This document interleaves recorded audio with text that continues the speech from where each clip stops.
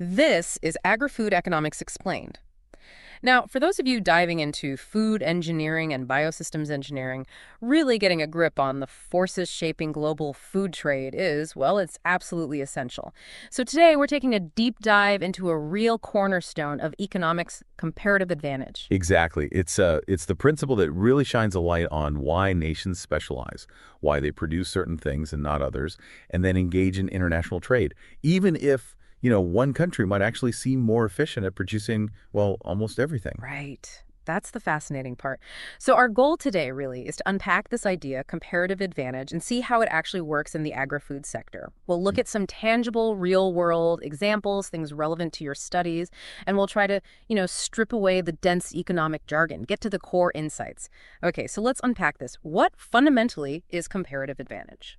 Well, at its heart, comparative advantage is really about focusing production on goods or services where your opportunity cost is lower compared to the opportunity cost of producing other things you could be making.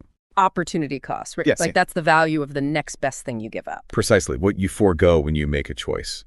And it's really vital to distinguish this from absolute advantage. An absolute advantage just means you can produce more of something with the same resources. You're just faster or more productive overall. But while that seems like it should be the driver of trade, it's actually comparative advantage, this relative efficiency, that's the more accurate predictor of trade patterns. Right.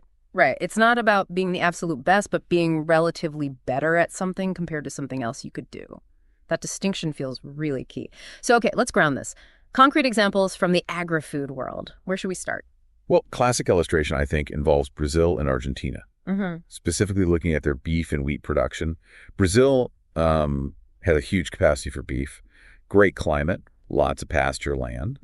It's well suited for it. Okay. But growing wheat is trickier for them. Climate restrictions in many of their agricultural zones make large-scale wheat production more difficult. Got it. Brazil. Great for beef, not so much for wheat naturally. Yeah. What about Argentina? What's the picture there? Argentina, well, conversely, they have fantastic conditions for wheat. Think of the Pampa Humeda region, incredibly fertile. They do produce beef too, of course, but their beef sector often faces maybe more pressure from international prices compared to how strong their wheat production is, relatively speaking. Okay. So here's where it connects. How does this difference in capability translate into comparative advantage then? So Brazil clearly has a comparative advantage in beef. Think about the opportunity cost. For Brazil to really, really ramp up wheat production, they'd have to shift a lot of resources, land, labor, capital, away from beef. He'd give up a lot of potential beef output. A huge amount. That's a high opportunity cost for wheat. Conversely, Argentina, they hold a comparative advantage in wheat. They can produce wheat relatively more efficiently, compared to their own beef production and compared to Brazil's capabilities. Okay, that makes sense. And how does this comparative advantage then actually drive trade between them? That's exactly it. Brazil leans into its strength. It specializes in beef production and exports it to Argentina and globally. Argentina focuses on its strength wheat and exports that to Brazil and other countries. Oh, so they swap. Essentially, yes. This specialization, driven by these underlying comparative advantages, leads to mutual gains. Both countries end up being able to consume more beef and more wheat through trade than if they tried to do it all themselves. A win-win through specialization and trade. Okay, that example is really clear. Let's try another one. How about the USA and Mexico? Corn and tropical fruit. Yeah, that's another good one. The United States is, well, a dominant force in corn production. You've got advanced agricultural technology, massive scale farming operations. Right. But their ability to grow things like avocados, mangoes, limes, tropical fruits, it's pretty limited geographically. You need specific warmer areas, Florida, California, perhaps. Definitely. Not seeing mango groves in Iowa. In Mexico. Mexico, with its climate, obviously enjoys a natural advantage there, lower production costs for those tropical fruits. Now, they do grow corn, but their production generally isn't as efficient or on the same massive scale as in the U.S. The U.S. benefits from things like, advanced GMOs, precision agriculture that really pushes down their relative cost of producing corn. So the comparative advantage here seems, well, pretty straightforward again. It is, quite clearly. The USA has a strong comparative advantage in corn. Mexico has a comparative advantage in tropical fruits. And the trade that results, predictable. Very much so. The U.S. exports huge amounts of corn to Mexico, and Mexico exports a wide variety of tropical fruits north to the USA. This gives U.S. consumers access to affordable avocados, limes, mangoes year-round. And Mexico gets a reliable, cost-effective source of corn, which is a staple. So again, specialization, trade, mutual gains. Okay, pattern established. Let's maybe try a different kind of pairing. Italy and Brazil. Now, this feels different, Italian cheese. How does something so culturally specific fit this economic idea? That's a great point.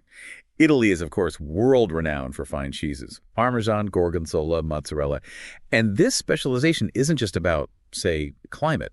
It's deeply rooted in tradition, age-old techniques, specific regional know-how passed down for generations. Yeah, you can practically taste the history in good Parmesan. And Brazil, we know them for. Coffee. Brazil is the world's largest coffee producer. Just ideal climate, vast geography, perfectly suited for coffee beans. What's interesting here is that comparative advantage can stem from this mix of natural endowments and accumulated expertise or cultural heritage. Italy has a comparative advantage in these high-quality cheeses because of that deep mastery, that tradition. Even if another country could theoretically try to copy the process, they don't have that embedded knowledge and reputation. Brazil's advantage in coffee, on the other hand, is much more tied to its natural resources, its geography and climate. And the trade. I'm guessing Italians appreciate a good Brazilian coffee with their cheese. Precisely. Italy produces and exports its specialty cheeses globally. Brazil produces and exports coffee worldwide, including, yes, to Italy. It just shows how specialization, whether based on, efficiency or tradition or resources, drives this global exchange. Okay, let's maybe do one last example just to really nail this down. How about Peru and the USA? Quinoa and quinoa. Quinoa and wheat is a good comparison there. Peru is known for its high-quality quinoa, grown mainly in the Andean regions. This is really a result of the crop's unique adaptation to that specific high-altitude environment, plus centuries of, cultural knowledge and traditional farming practices. It's tied to the place and the people. Right, the heritage aspect again. And the USA, back to a major grain, I assume. Yes, exactly. The USA has large-scale, highly efficient wheat production, especially concentrated in the Midwest, leveraging, huge farmland areas and advanced agricultural tech. Okay, so Peru excels in quinoa, the USA in wheat. Comparative advantage. Peru clearly holds a comparative advantage in producing high-quality quinoa. Its unique environment and those traditional methods give it a distinct edge. It's hard to replicate that specific quality elsewhere easily. The USA, meanwhile, has a comparative advantage in wheat production because of its scale, its infrastructure, its highly efficient mechanized agriculture. And the trade flows as we'd expect. It does. Peru exports its quinoa, particularly to markets like the U.S., where demand for it has grown significantly. And in return, the U.S. exports wheat and also processed wheat products like flour or pasca back to Peru. So consumers in both places get access to goods that are produced relatively more efficiently somewhere else. Precisely. Listening to these examples, it really does seem to boil down to that opportunity cost concept you mentioned earlier. It really does. Like for Brazil to try and become self-sufficient in wheat, the sheer amount of beef production they'd have to sacrifice, that's the real cost. That's absolutely the core of it. The opportunity cost for Brazil to make that massive shift towards wheat would be enormous, measured in foregone beef output. It just reinforces why focusing on beef makes more economic sense for them. And similarly, while the U.S. could technically invest billions in giant greenhouses to grow mangoes, the cost and scale just wouldn't compare to Mexico's natural climate-assisted production. The opportunity cost is too high.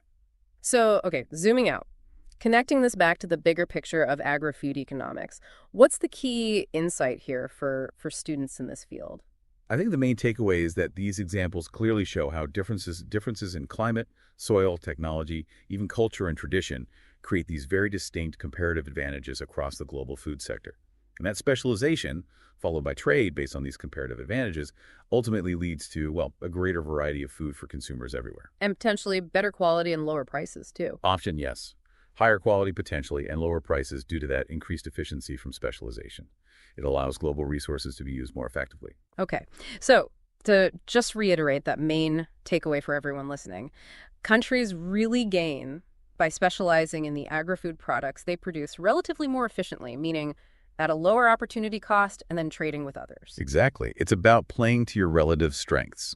This efficient allocation of global resources helps boost overall economic well-being and, importantly, contributes to global food security. So maybe a final thought for you, the listener, to mull over. If we accept this power of comparative advantage, how might the future of our global food systems shift, especially thinking about big factors like climate change or, evolving consumer demands for different types of foods? What new specializations, what new trade relationships might emerge in the agri-food industries that you, as future food engineers and biosystems engineers, are going to be working in? Definitely something crucial to keep in mind as you continue your studies.